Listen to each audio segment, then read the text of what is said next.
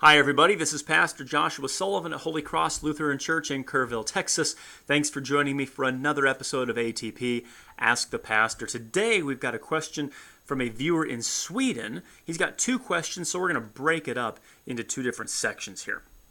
He writes, "Hello Pastor, as you probably know, the Church of Sweden has been Lutheran since the 16th century. So I have two questions regarding how our church is representative of Lutheranism outside of Sweden. First question. Our church is very Catholic if we disregard theology. We still have a lot of paintings and icons and statues of saints. For example, my church has a statue of Mary from the 1100s and one of St. George from the 1400s, before we were even Lutheran. We have priests who are still called priests and who use traditional vestments and liturgy that much more resembles Catholic liturgy than other Protestants that I know of. And parishes as well as churches are normally named after saints. Nothing of this seems to fit when I read about Protestantism more generally, or talk to other Protestants.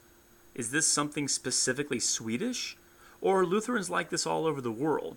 And in that case, is Lutheranism really somewhere in between Catholicism and other forms of Protestantism?"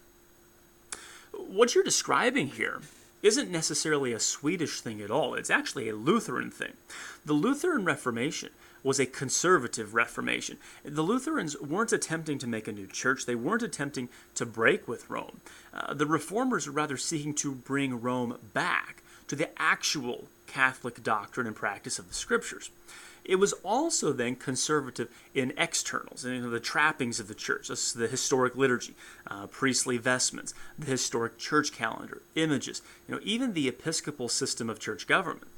So the Lutheran confessions make this clear at several points throughout that book. However, I think it's best said, Melanchthon writes in the defense, the apology of the Augsburg Confession, the 24th article, the very first sentence in that. He writes, "At the outset, we must again make the preliminary statement that we do not abolish the Mass, but religiously maintain and defend it.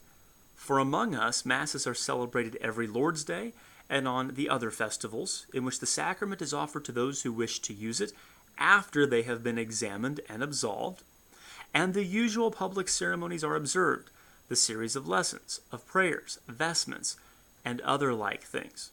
So what this means is the Reformers weren't iconoclasts who wanted to burn everything down and then start over from scratch. They knew their history well enough to know that that sort of thing's impossible, and that you would only end up building a church in your own image then. So they kept practices of the church that had been instituted throughout the ages, as long as those practices taught the gospel. This is also demonstrated, or through this they also demonstrated the church's Catholicity. So another way of saying that is that the Reformers wanted to maintain their link to the historic church, both in doctrine, but also then in the practices of the historic church. So the practices that the Reformers jettisoned or gotten rid of then were those which contradicted the gospel. So those such as the sacrifice of the Mass for the living and the dead, rosaries, mandatory fasts, prayers to the saints and Mary, and the like. Now, much of Protestantism, as we know it today, and as we see it today, doesn't actually descend from the Lutheran part of the Reformation, but rather from the radical wing of the Reformation.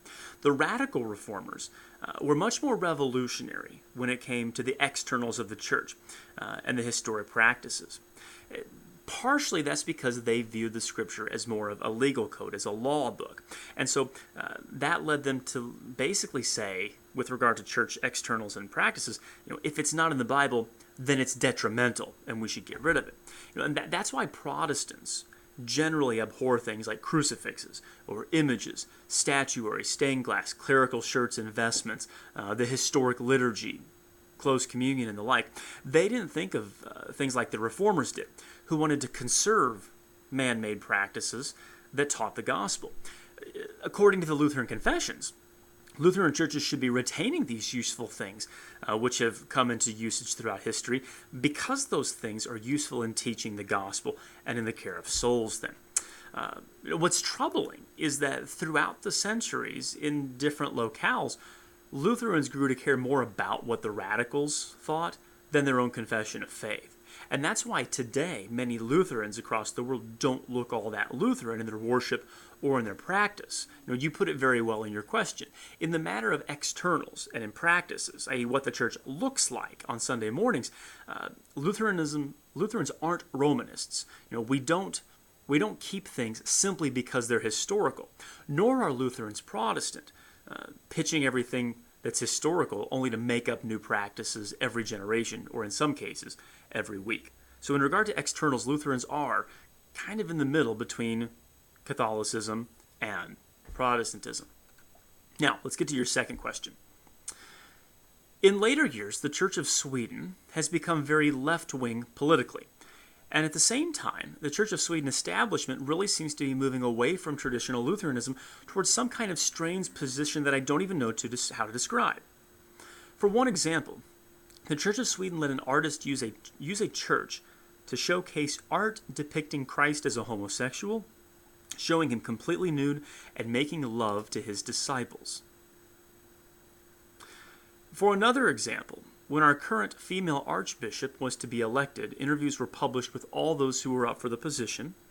When asked if the ministry of Christ or the ministry of Mohammed was more true, only one of them answered that Christ's ministry was more true than that of Mohammed, and that one did not become the archbishop. Just a few days ago, a representative of the Church of Sweden said in our biggest national news show that she didn't really see a difference between Christianity and socialism. A bishop couldn't answer if he believed in God or not. The Archbishop of the Church of Sweden came out against a campaign to raise awareness and support for persecuted Christians in Syria facing genocide, saying that supporting Christians specifically was divisive. Oh, gee. And this list could probably go on forever. It seems like the establishment is not really Lutheran. At times, not even Christian at all. Luckily, this hasn't really spread to the local churches outside the major cities.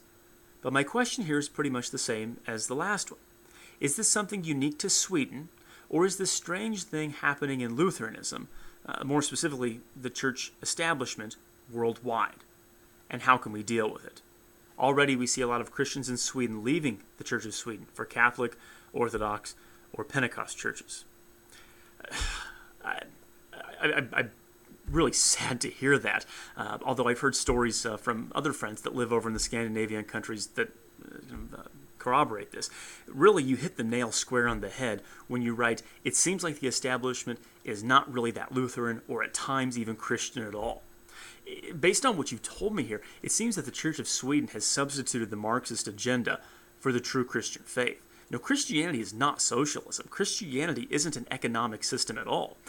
When Muhammad's ministry is compared or equated with Christ's ministry of atoning for the sins of the world, in that case, then you're not dealing with the gospel or the scriptures at all anymore, and they're confessing a false gospel. And at that point, then, it's good to remind everyone what St. Paul says in Galatians 1:9 when he says, if anyone preaches any other gospel to you than what you have received, let him be anathema, let him be accursed. Sadly, what you describe about the Church of Sweden isn't unique to Sweden. Even over here, on this side of the pond, most mainline Christian denominations in North America now teach progressivism rather than the Christian faith, or in some cases, progressivism blended together with the Christian faith, which still isn't the gospel. And in doing so, the gospel has been abandoned, and souls are being led to perdition simply because the gospel is being hidden and obscured. Now, as to your question, what can you do about it? Well, unless you have an office in the church, then the answer is not much. This sort of thing has been going on, has been happening to the church even before the great flood of Noah. There's always been the true church, and there's always been the false church, which impersonates the true church. As an individual, though, Scripture tells you that you're not to have fellowship with the false church. So, if there is a Lutheran church in Sweden that is not in communion with the Church of Sweden, I would try that one first. If there is none, or if other Lutheran churches teach false doctrine as well, then your only option at this point would be to worship in your home with your family, taking your hymnal as well as any online resources you can find from Lutheran churches around the world that actually teach the gospel and take their confession of faith seriously. So, That being said, you can find Holy Cross's worship services here on the ATP channel, and you can find several other of our diocesan churches' worship services on their websites as well. The important thing to remember in this is you're not alone in your observations, nor are you alone in your confession of the truth, no matter how it may seem. And while we're at it, thanks for watching all the way from Sweden. Good question. We'll see you all next time on ATP Ask the Pastor.